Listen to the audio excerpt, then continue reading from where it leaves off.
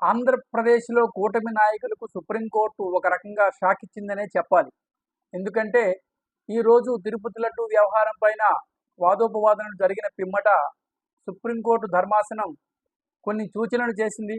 అందులో ముఖ్యమైనది ఇక పైన ఈ సిట్ రిపోర్ట్ వచ్చే వరకు ఈ లడ్డూ వ్యవహారం పైన రాజకీయ నాయకులు ఎవరు మాట్లాడకూడదు అని ఒక రకమైన వార్నింగే ఇవ్వడం ఇప్పుడు రాజకీయ నాయకులకి ఒకంత షాక్ అనే చెప్పాలి.